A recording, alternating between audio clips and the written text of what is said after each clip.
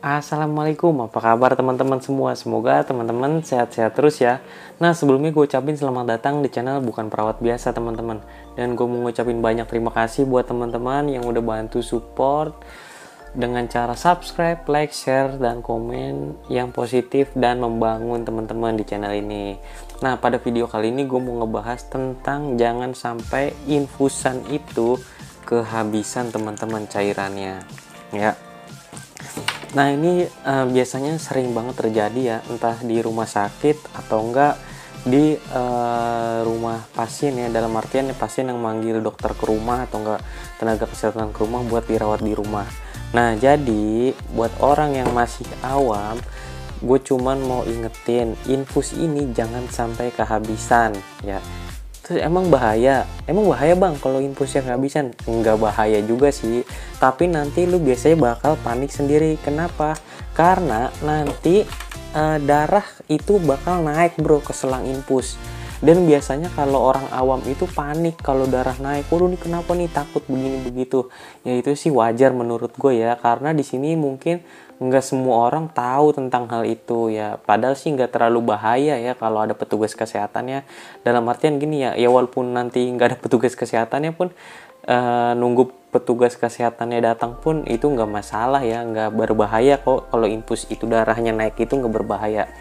Nah biasanya ada beberapa hal ya yang bikin si darah ini naik ya. Pertama, kadang-kadang si pasien suka jalan-jalan nih, nggak betah di tempat tidur gitu. Jadi nanti otomatis darahnya yang diselang infus itu, darahnya yang diselang gini ya, ini akan naik bro ya, akan keluar ya, bukan akan keluar ke selang ya, maksudnya di selang tuh akan ngalir ke selang, malah jadi aliran balik ke infus.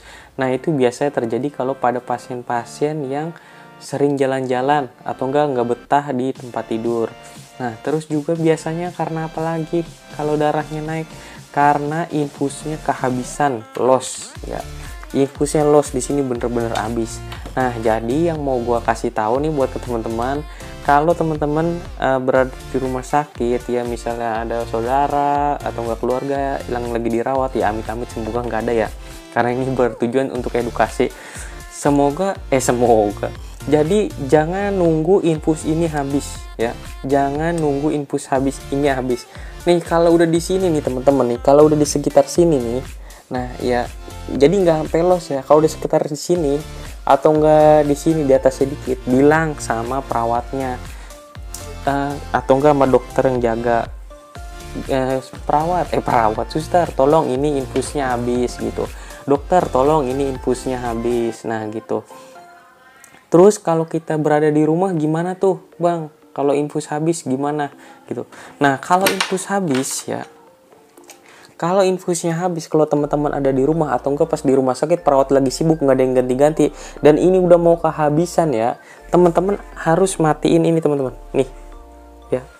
Ini kelihatan gak cairannya? Ini kalau saya buka netes nih, kalau gue buka netes nih, nggak kelihatan ya, taruh bro. Ini kelihatan nggak nih ya, liatin ya, ini netes ya. Awalnya kan harusnya kan kayak gini tuh, netes. Nah teman-teman kalau udah mau habis, ini turunin nih teman-teman, roleng ini turunin ke bawah tuh ya, dia akan berhenti sendiri. Tapi kalau teman-teman ke atas, dorong ke atas, nah ini akan netes tuh, bahkan lancar ya, lancar banget kalau ke atas ya gitu. Jadi harus dimatiin teman-teman kalau emang nggak ada perawat atau enggak perawat lagi sibuk atau enggak petugas kesehatan lagi sibuk ya di rumah sakit. Nah gitu. Jadi kenapa ya gue bilang ya, kalau teman-teman orang kesehatan mungkin tahu ya, kalau infus habis pasti langsung dimatiin ya. Cuman kan biasanya di sini karena kalau kita orang awam kita bingung mau ngapain, waduh darahnya naik. Biasanya kalau infus ini bener-bener loss ya, sampai bawah tuh udah nggak ada cairan ya, biasanya darah akan naik bro, naik ke atas. Jadi tekanan darah balik gitu ya, tekanan darah balik dah tuh ya, kayak bejana berhubungan lah gitu kalau lu belajar fisika waktu SD ya. Jadi kayak gitu. Makanya kenapa gue bilang jangan sampai kehabisan gitu, karena nanti kita panik sendiri. Otomatis kalau darahnya naik, apalagi udah lama ya, udah 5-10 menit, itu otomatis yang naik ini harus dikeluarin, akhirnya dibongkar infusannya. Ya biasanya sih kalau perawatnya kalau gumpalannya banyak, otomatis ini sambungannya ini di sini harus dicabut bro, dicabut terus udah alirin, keluarin. Tapi kalau udah jadi stall cell ya, kalau jadi bekuan darah, ini nggak bisa dikeluarin dengan mudah, agak susah.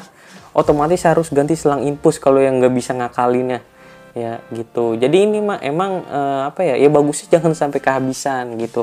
Karena apa? Karena kalau stall cell cuma sedikit ya, misal cuma di ujung sini ya ada kan cabut ya stall cell di sini, tinggal kita sentil-sentil juga langsung keluar. Tapi kalau stall cellnya ada sepanjang selang ini akan susah ya, mau dipencet-pencet kayak botol infusnya kan, pencet-pencet nggak bakal keluar, biasanya darahnya susah. Gue udah nyobain ke beberapa pasien, soalnya bukan nyobain ya, bukan pengalaman ya, udah pernah ngerasain ya benerin infus tuh kalau stall cell segini gimana caranya, kalau segini gimana, kalau segini gimana gitu. Apalagi kalau selang infusnya tuh yang tipis nih, kayak gini nih, tipis ya. Tuh teman-teman bisa lihat ya, karetnya ini kecil nih, tuh karetnya kecil ya. Kalau karetnya kecil ini juga justru lebih susah lagi kalau kita buat ngeluarin stall cell yang ada di sini ya gitu. Jadi kalau selang infusnya yang gede sih enak ya, kita loncarin tuh sedikit juga, walaupun sumbatan darahnya panjang itu langsung ngalir. Nah tapi berbeda kalau selang infusnya modelnya kayak gini ya. Jadi selang infus juga macam-macam ya teman-teman ya gitu. Terus juga apalagi ya mungkin itu aja sih tujuan video kali ini ya. Kenapa gue sampein ini, padahal ini hal yang sangat sepele ya, cuman banyak masyarakat yang panik gitu kan ya. Gue sendiri kalau orang nggak tahu apa-apa kan ya bingung ya, darah naik gimana gitu. Nah makanya di sini supaya masyarakat juga biar teman-teman makin pinter lah ibaratnya, makin tahu gitu ya gimana sih supaya jadi nggak kesalahan ya. Karena kan intinya kan kesehatan ini, ilmu kesehatan ini, entah perawat entah dokter itu kan kasarnya bengkelnya manusia gitu, beda sama motor. Kalau motor rusak ya gitu bisa benerin, beli aja onderdil baru. Nah tapi kalau manusia ya kan rusak parah, meninggal ya nggak bisa dihidupin lagi atas izin Allah itu mah ya gitu bro. Jadi jangan sampai kehabisan pesen gua ya, supaya lu nggak panik dan supaya nggak ngerepotin si petugas kesehatannya ya. Pertama kalau infusnya kehabisan, udah lu panik ya kan, petugas kesehatan datang telat terus ya, bukan datang telat ya, mungkin baru sempet ya karena banyak pasien kan ya kan, karena kan kondisinya seperti itu biasanya di rumah sakit yang gua rasain ya, bukan karena acuh tak acuh ya. Jadi di sini kalau ada pasien, oh tuh perawatnya lama, nggak mungkin sebenarnya dia duduk di meja. Sebenarnya perawat itu nggak duduk di meja doang kerjanya, mungkin dia lagi nulis status tindakan yang udah dilakuin ya, supaya nggak lupa gitu. Jadi jangan sampai ada salah paham di sini ya. Mungkin itu aja ya, semoga bermanfaat ya, biar teman-teman nggak bingung juga, supaya juga petugas kesehatannya yang berdinas nggak kerepotan juga nanti buat benerin infusan macet akibat kehabisan cairan infus. Mungkin itu aja sih dari gua. Makasih sekali lagi buat yang udah ikutin channel ini terus. Kurang lebihnya mohon maaf. Semoga video kali ini bermanfaat. Wassalamualaikum warahmatullahi wabarakatuh.